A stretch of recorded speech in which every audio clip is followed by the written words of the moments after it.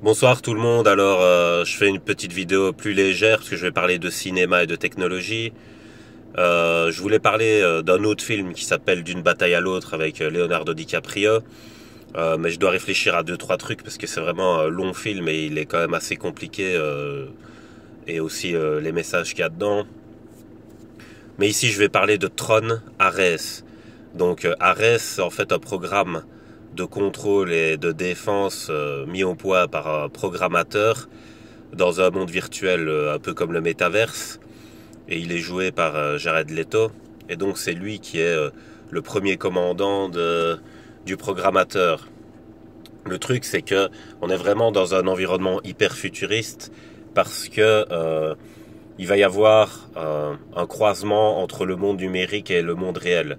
Et c'est le message qu'il y a dans le film finalement, et ce que craignent les plus grands technologues depuis un certain moment. Alors, il y a aussi un autre facteur qui est super important dans le film. Euh, Désolé, je vais spoiler, hein, donc si vous voulez le voir, parce qu'il est sorti il y a pas longtemps, donc on ne sait jamais. Moi, vous savez, j'essaie toujours de tirer les messages philosophiques des films, mais pour ça, je dois faire une synthèse. Donc forcément que je spoil, sinon, si je te parle que du début du film avec la bande-annonce, ça te donne juste envie d'y aller, mais après le message que véhicule le film, je peux pas en parler, du coup, donc voilà, c'est pour ça. Donc je vous dis, si vous voulez le regarder d'abord, bah allez au cinéma quoi. Moi je suis allé le voir en ScreenX, et avec les effets spéciaux qu'il y a, vraiment t'as l'impression d'être dans le futur aussi, parce que ScreenX c'est les écrans sur les côtés qui fonctionnent aussi, donc t'as une immersion, tu vois, parce que c'est comme si t'avais un peu une forme de 180 degrés, et c'est plus juste en face de toi, tu vois, donc t'as ton coin de l'œil qui voit des choses arriver, tu vois, c'est super bien fait. Et ça correspond bien à ce film-là en plus justement. Et donc en fait, bah ce qui va se passer, c'est qu'il y a une genre de concurrence entre entreprises parce que ils cherchent ce qu'on appelle la permanence, ou plutôt l'impermanence, parce que ils arrivent à matérialiser ce qu'ils ont réussi à numériser. Mais le truc, c'est que ça dure que 29 minutes. Alors, au fur et à mesure du film, et c'est ça qui est très bien fait, c'est que au départ, ils n'ont pas beaucoup d'idées sur les 29 minutes avec lesquelles ils font venir ce qu'il y a dans le numérique, mais après, ça part complètement en cacahuète. Et donc, même 29 minutes, quand tu fais venir des trucs énormes et tout, tu vois bien que ça change directement au monde, tu vois. C'est un peu ce qu'on va voir. Donc je vais pas raconter dans les détails parce que moi ce qui m'intéresse c'est plus l'aspect technologique. En fait, ils utilisent dans le film une technologie qui existe déjà aujourd'hui, hein, mais qui est pas aussi développée que dans le film, mais elle existe déjà. Donc c'est pour vous dire, enfin, le film te montre ce danger-là parce que il existe l'imprimante 3D, elle existe déjà. Il y a des projets d'architecture faits par imprimante 3D, c'est-à-dire il y aurait plus besoin de gens, il y aurait juste besoin d'une programmation et des matériaux insérés dans la machine, et la machine, avec l'architecture qu'elle aurait en elle, comprendrait comment elle doit construire le truc dans la réalité, et elle le matérialiserait euh, elle-même, tu vois, avec une IA assez puissante.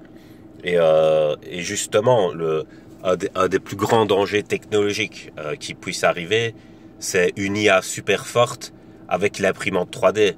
Et là, je dis, les gars, le monde que vous voyez là, comme vous le voyez là, il n'existera plus.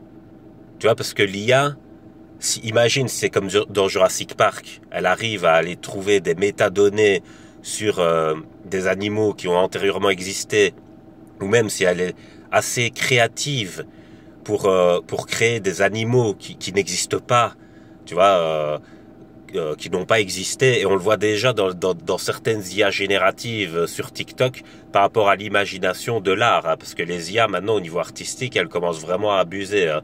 On va pouvoir faire des films entiers en IA bientôt, hein, parce que quand tu vois ce que certains arrivent à faire par le biais de l'IA, évidemment ils payent à ces gens-là. C'est pas des IA gratuites qu'on donne à tout le monde.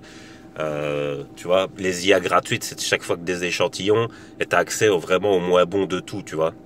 Les gens qui ont accès au vraiment IA, qui bossent déjà à des très hauts niveaux, il faut payer, quoi, tu vois. Et donc, bah t'en as, ils ont payé, et donc ils te font des images. À un moment donné, tu vois, c'est même pas un mégalodon, le requin, il fait la taille de 3 buildings carrément, et il sort de l'eau comme ça pour avaler un bateau, et c'est des images que tu t'aurais pas vu dans le cinéma des années 80. Enfin, je veux dire, c'est super bien fait, tu vois. J'ai vu un truc super drôle, c'est ça le morphing, tu vois. Ils ont pris la reine d'Angleterre et ils l'ont fait rapper comme ça avec des rappeurs anglais comme ça sur de la drill. Et je dis mais c'est super bien fait, t'as l'impression que c'est elle et tout. Enfin c'est une dinguerie ce qu'ils font avec l'IA maintenant. Aussi au niveau musical, ils ont réussi à capter les voix des artistes et ils refont des chansons que les artistes n'ont pas faites du tout avec les voix des artistes. Quand c'est mal fait parce que l'IA n'a pas bien centralisé ses données, tu vois, alors la voix foire un peu, il y a des fausses notes, ou alors la voix est pas tout à fait la même, donc tu peux reconnaître.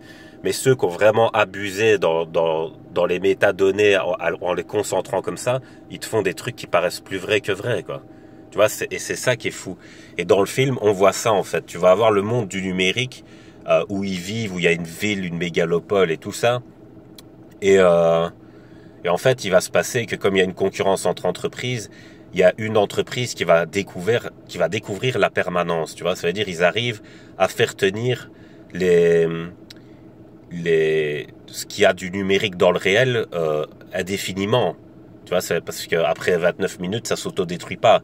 Le truc, c'est que donc ils vont se battre entre guillemets pour avoir accès à cette impermanence.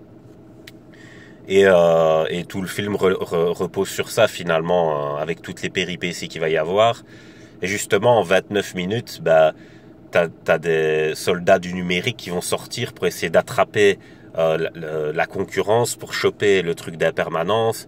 Et donc, tu vas avoir des allers-retours comme ça dans le numérique et dans le réel qui se font tout le long du film. Et finalement, il y a un seul programme.